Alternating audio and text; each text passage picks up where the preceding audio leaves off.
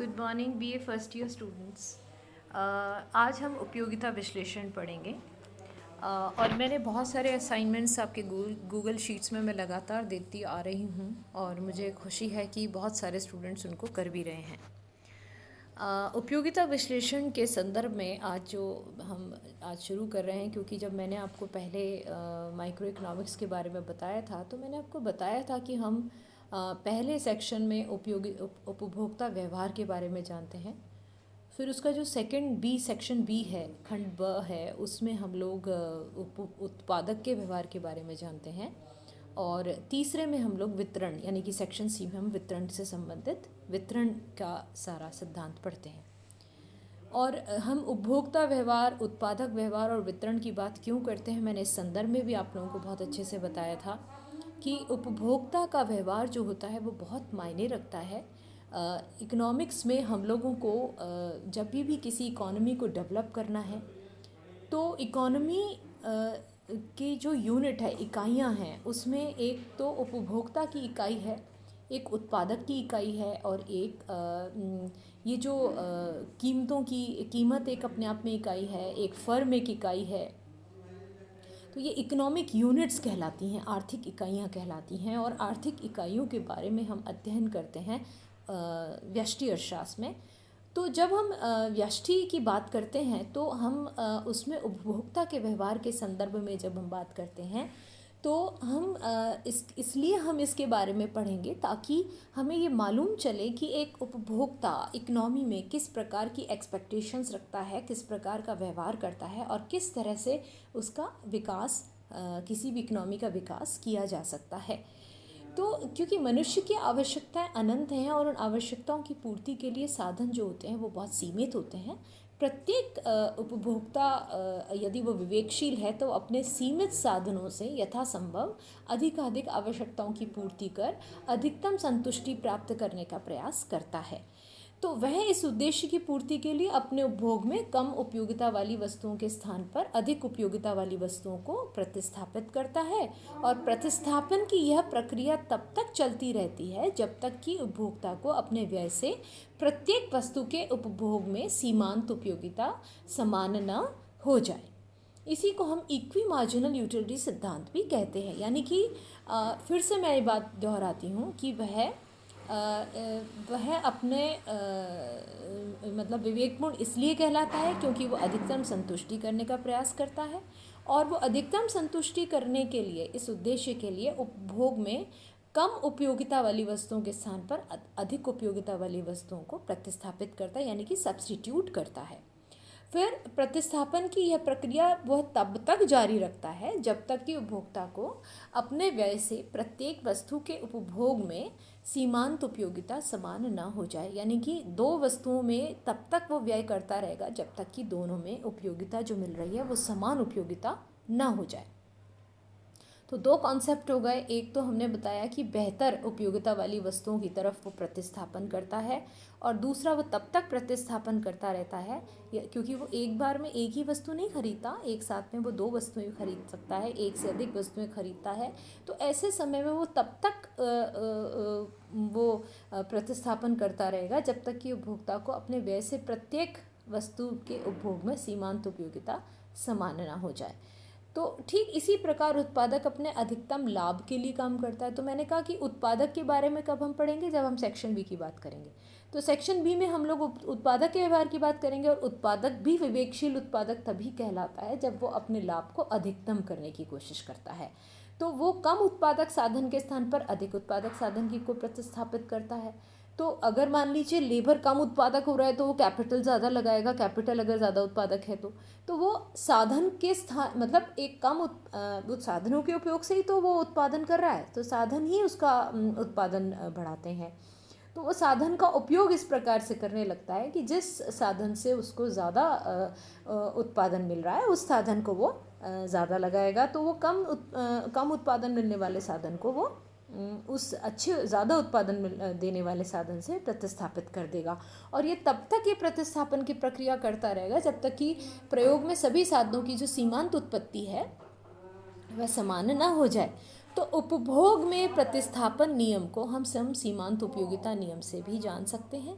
ये जाना जाता है क्योंकि प्रत्येक उपभोक्ता अपनी सीमित आय से अधिकतम संतुष्टि प्राप्त करने के लिए अपने व्यय को विभिन्न प्रयोगों में इस प्रकार बांटता है कि प्रत्येक प्रयोग में सीमांत उपयोगिता समान हो जाए। उत्पादन, विनिमय तथा वितरण में इसे प्रतिस्थापन का नियम कहना ही न्यायसंगत होता है, क्योंकि इसमें अधिकतम लाभ के लिए कम उपयोगी साधन वस्तु अथवा कार्य के बजाय अधिक उपयोगी साधन वस्तु अथवा कार्य को प्रतिस्थापित किया जाता है। सर्वप्रथम इस नियम को सबसे पहले 1858 में जर्मन अर्थशास्त्री एच गोसेन ने इस प्रकार मतलब दिया था कि उन्होंने कहा कि यदि सभी आवश्यकताओं को पूर्ण संतुष्टि बिंदु तक तृप्त करना संभव ना हो तो अधिकतम संतुष्टि प्राप्त करने के लिए आवश्यक है कि विभिन्न आवश्यकताओं की संतुष्टि उस बिंदु पर रोक दी जाए जहां उनकी तीव्रता समान हो जाए।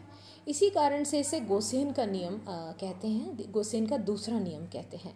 तो एच गोसेन थे जिन्होंने इसको सबसे पहले लिखा था। क्या लिखा था कि यदि सभी आवश्यकताओं को पूर्ण संतुष्टि बिंदु तक तृप्त करना संभव न हो तो अधिकतम संतुष्टि प्राप्त करने के लिए आवश्यक है कि विभिन्न आवश्यकताओं की संतुष्टि उस बिंदु पर रोक दी जाए जहां उनकी तीव्रता समान हो जाए। इसी कारण इसे गोसेन का दूसरा नियम कहा जाता है। और स्मरण रहे कि सीमांत उपयोगिता ह्रास का उल्लेख भी सर्वप्रथम गोसेन ने ही किया था। इसे गोसेन का प्रथम नियम कहा जाता है, सीमांत उपयोगिता ह्रास नियम। अब ये सीमांत उपयोगिता ह्रास नियम क्या है, मैं इसके बारे में आपको छोटा सा पहले बता देती हूँ। सीमांत उपयोगिता ह्रास नियम का मतलब ये होता है कि जब हम किसी एक स्थान पर बैठे हुए हैं और वहाँ मान लीजिए हम लोग भोजन कर रहे हैं, तो हमारे पास में जो भोजन है वो हम लोग वो थाली में हमने एक सब्ज़ी ले रखी है और रोटी ले रखी है। तो वो जो रोटी है वो बिल्कुल एक जैसी दूसरी मतलब बिल्कुल समान रोटी हमारे पास में हमारी थाली में पहली जो रोटी थी हमने वो खाई। उसके बाद में दूसरी बिल्कुल समान रोटी हमारी थाली में डाली गई, जिसमें कोई परिवर्तन नहीं है। ऐसा नहीं है कि गेहूं की रोटी खा रहे हैं तो बाजरे की रोटी डाल दी या मक्के की रोटी डाल दी। उसके बाद में हम फिर नेक्स्ट रोटी हमने फिर ली, और इस तरह से अगर हम 4-5 लगातार 6-7 इस तरह से रोटियां ले रहे हैं तो इन रोटियों का हमें बाकायदा इससे ये स्पष्ट होता है कि ये जो हम रोटी ले रहे हैं वो बिल्कुल समान है। और जब हम समान रोटी बार बार लेते जाएंगे तो एक बिंदु ऐसा आएगा कि हम धाप जाएंगे, हम कह देंगे कि हमारी भूख मिट चुकी है और अब हम और रोटी नहीं ले सकते हैं। तो वह जो बिंदु है जिसे हम तृप्ति का बिंदु कहते हैं, वहाँ हमने अपने सेटिस्फैक्शन को मैक्सिमाइज़ कर लिया, एक उपभोक्ता ने अपने सेटिस्फैक्शन को मैक्सिमाइज़ कर लिया। और उस सेटिस्फैक्शन जहाँ मैक्सिमाइज़ हो गया उसके बाद में यदि आप रोटी फिर उसकी थाली में डालेंगे तो वो इतना उब जाएगा कि उससे उसको मिलने वाली उपयोगिता होगी वो ऋणात्मक की ओर चले जाने लगेगी। और वो हम कहते हैं ना कि अब तो बहुत ज़्यादा उबकाई आने लगी है, जबकि रोटी वही है, समान रोटी है, लेकिन हम लोग उससे भर चुके हैं। इसी प्रकार कई बार ऐसा होता है, हम दूसरी बात पर आते हैं, हमने केले खा रहे हैं, 1 केला खाया, दूसरा केला खाया, तीसरा, तो हर प्रत्येक आगे आने वाला जो केला है उससे हमें जो सीमांत उपयोगिता है वो निरंतर ह्रास होती चली जाती है, उससे हमें मिलने वाली संतुष्टि या उपयोगिता हमें कम लगने लगती है। तो ये ह्यूमन साइकी है, ये एक मनोविज्ञान है, ऐसा व्यवहार एक उपभोक्ता करता है। और अगर मान लीजिए हम एक तरीके की चेयर्स अपने घर में लाए जा रहे हैं, हमें एक दिन ऐसी उबकाई आएगी कि हम उस प्रकार की चेयर नहीं लेना पसंद करेंगे, हम दूसरी चेयर लेना पसंद करेंगे अगर ज़रूरत है तो इस तरह से आपको ये बताने का मकसद मेरा ये है कि ये जो उपयोगिता ह्रास नियम है, जिसके बारे में हम पहले भी डिस्कस कर चुके हैं, उपयोगिता ह्रास नियम यह स्पष्ट बताता है कि एक सर्टेन लेवल के बाद में हम किसी भी एक वस्तु का यदि एक देश काल परिस्थिति यानी कि एक स्थान पर बैठे हुए हैं, एक जैसी वस्तु ले रहे हैं, तो यह उपयोगिता ह्रास नियम लागू हो जाएगा। एक समय में एक स्थान पर और एक जैसी वस्तु, अगर ये कंडीशन पूरी होती है तो उपयोगिता ह्रास नियम लागू होता है और हम तो इससे ये स्पष्ट है कि सीमांत उपयोगिता ह्रास नियम जो है वो इस प्रकार से ये बात स्पष्ट करता है कि उपयोगिता का ह्रास होने लगता है जैसे जैसे हम उसकी इकाई का उपभोग बढ़ाते चले जाते हैं। एक समान वस्तु की इकाई का एक स्थान पर बैठकर उपभोग बढ़ाते चले जाते हैं एक ही समय में। अब हम समसीमांत उपयोगिता नियम के बारे में जानने की कोशिश करते हैं। सीमांत साधनों से अधिकतम संतुष्टि प्राप्त करने की इस माननीय आचरण को अर्थशास्त्र में विभिन्न नामों से जाना जाता है। प्रत्येक उपयोग में उपभोक्ता अपने व्यय से समान सीमांत उपयोगिता प्राप्त करने का प्रयास करता है। इसे समसीमांत उपयोगिता नियम कहते हैं। तो कम उपयोगिता वाली वस्तु के स्थान पर अधिक उपयोगिता वाली वस्तु को प्रतिस्थापित करने के कारण इसे प्रतिस्थापन का नियम भी कहते हैं। और जो व्यय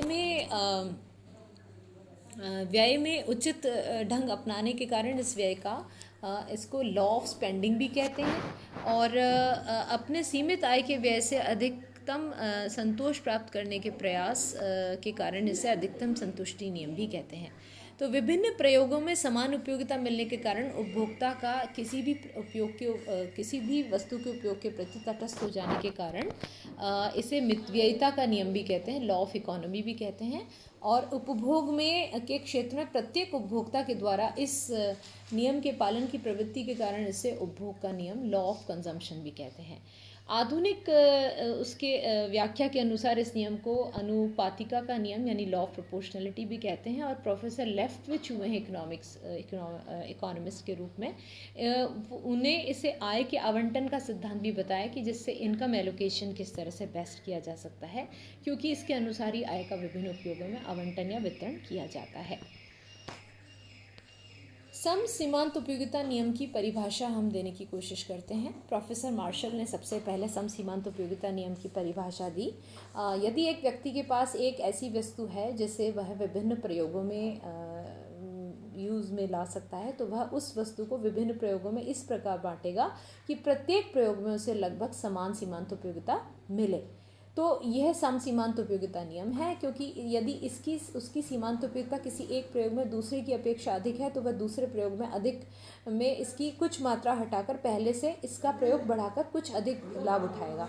तो व्यवहारिक जीवन में ऐसी बहुत सी वस्तुएं हैं जिनके अनेक उपयोग हो सकते हैं।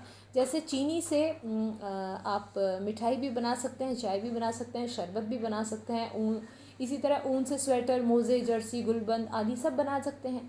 मुद्रा का उदाहरण सर्वाधिक उपयुक्त है, क्योंकि मुद्रा का प्रयोग विभिन्न कार्यों, विभिन्न आवश्यकताओं की पूर्ति के लिए किया जा सकता है।